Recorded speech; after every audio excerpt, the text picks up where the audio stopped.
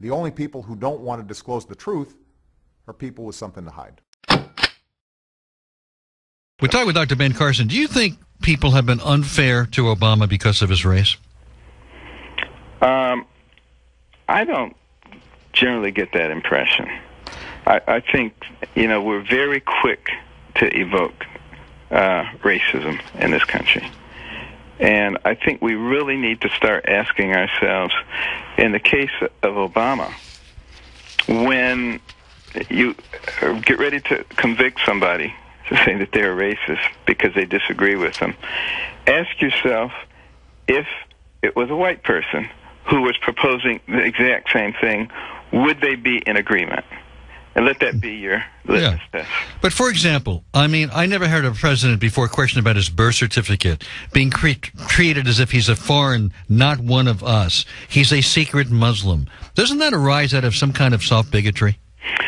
Well, I would say the best way to put that to rest is expose everything, including your academic records. Let us know, where did you apply when you applied to Columbia? From where were you applying? But let's have some. Wasn't it accidental? But he's released now both versions of a birth certificate, and that wasn't even enough for those who kept criticizing him for not releasing the information. And they said, that's not real. They continued to say it wasn't real. But don't you think, and just try to be totally objective in answering this question. Okay.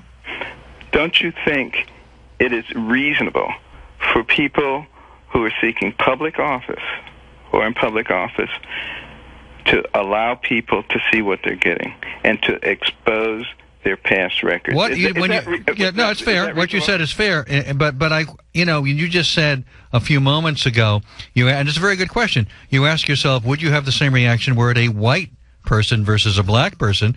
No white president's ever been asked to produce a birth certificate. But has there been anybody else who had a shroud of secrecy around their records like this has? Do you have any question about whether he was born in this country? I do have questions about where he applied from when he applied to Columbia. But do you have any question about whether he was born in the United States? That has not been an issue for me. Right, so you know he was born in Hawaii. I accept that that's the case. Right. Yes. So what I'm saying is the birther movement, questioning whether a president was even born here, saying he's really a Kenyan, he's really an African, and he's not even a Christian, he's really a Muslim. A white president never had to go through that. I don't think that it is racially motivated. I do think that people want to know because, be objective. You have somebody whose name is Barack Hussein Obama. Right. There's secrecy about some of his records. There's something that's been written in the past, which I'm sure you're familiar with, that says that he was born somewhere else. But do you agree? Do you believe that? I don't believe that's true. No.